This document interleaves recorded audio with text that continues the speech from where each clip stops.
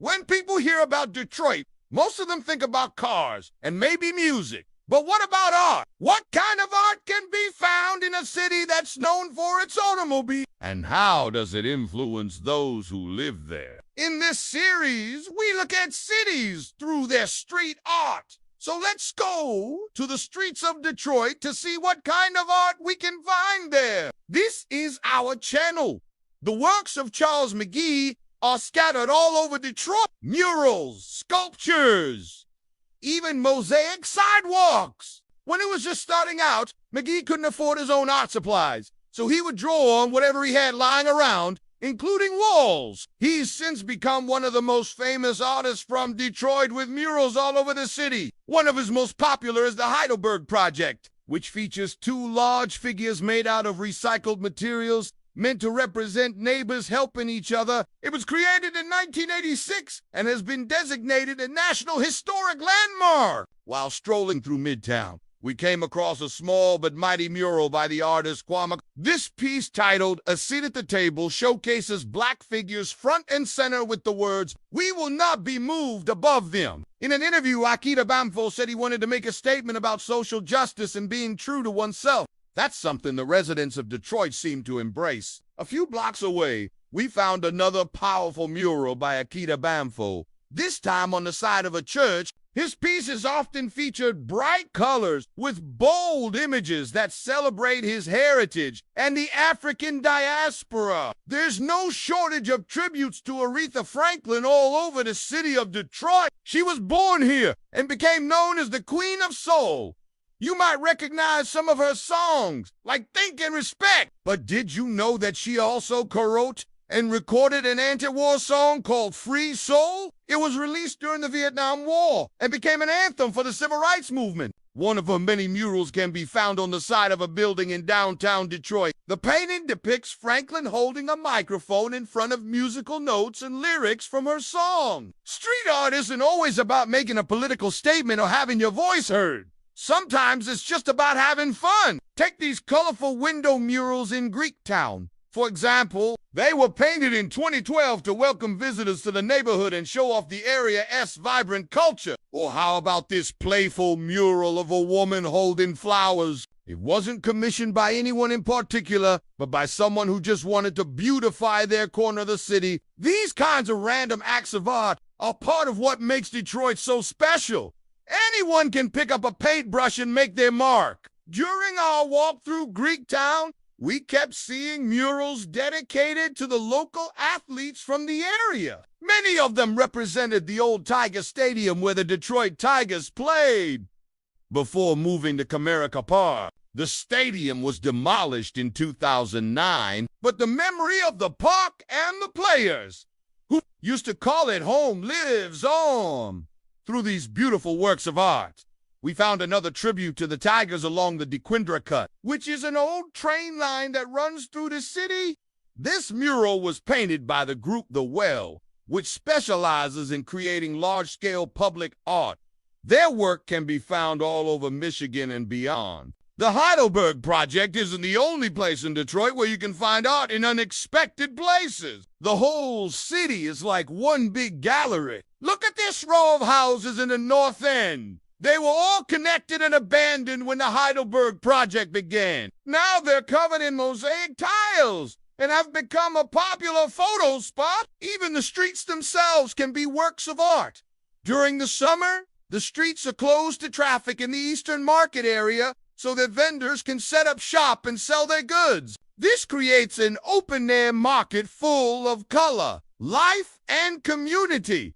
Detroit is known as the birthplace of techno music, so it's only fitting that there should be a mural dedicated to it. This one in particular celebrates the influential techno label Transmit, which was founded by the legendary Juan Atkins. If you're not familiar with Atkins, he is considered one of the pioneers of techno and is known for his futuristic sound and innovative use of synthesizers. He moved to Detroit in the 1970s and was inspired by the city's industrial landscape and its gritty, determined people. He started producing music that was unlike anything else out there, which helped to kickstart Detroit's thriving techno scene. Not far from the Transmat mural is another tribute to an influential Detroiter. Shalimar Sanders. She is best known for being the first woman and first person of color to anchor a nightly news broadcast in Detroit. Her career spanned more than 4 decades, and she became a beloved figure in the community. In addition to being a trailblazer for women and minorities in the news industry, she was also an advocate for arts education. She believed that everyone should have access to the arts and that they are essential to a well-rounded education. She worked tirelessly to promote arts programs in Detroit and helped to raise millions of dollars for the Detroit Institute of Arts. Back in Greektown, we stumbled upon this mural of Georgetown's own NFL star Calvin Johnson. He played for the Detroit Lions and was known for his incredible hands and ability to make difficult catches look easy. But Johnson is more than just a talented athlete. He's also a philanthropist who gives back to the community.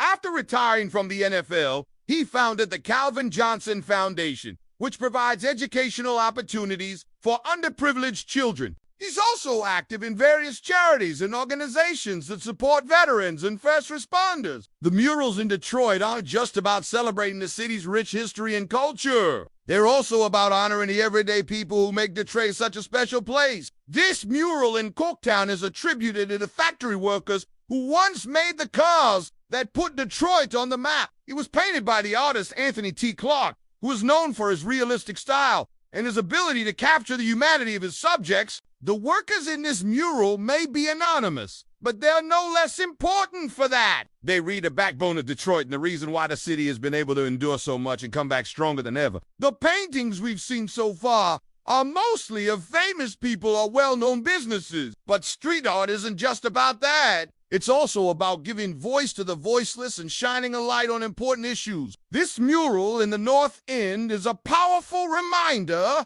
of the city's struggle with poverty and the opioid epidemic. It was created by the artist Jason Wood, who is known for his larger-scale murals that tackle difficult subjects. The image in this mural is both haunting and heartbreaking. A mother holds her dead child close while he reaches out to her for help. It is a stark reminder of the human cost of the opioid epidemic and a call to action for those who are struggling to seek help. As we continue our journey through Detroit's vibrant streets, we come across another thought-provoking mural, this time in the historic Boston Edison neighborhood. This mural, titled "We Are the Ones Who Will Stop the Killing," is a powerful message against gun violence. Created by the artist Don't Be Killing. The mural features a young boy holding a dove while bullets in a gun lie discarded in the background. It is a reminder that gun violence affects everyone and that it is up to us to stop the cycle of violence. Our tour of Detroit's street art brings us to the vibrant murals of the Eastern Market area. Here we find a tribute to the city's LGBTQ community.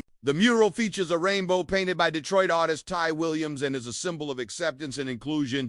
As we take in the beauty of this mural, we remember that art has the power to unite us and bring people together. If you enjoyed this episode, check out our other videos about art around the world. See you next time.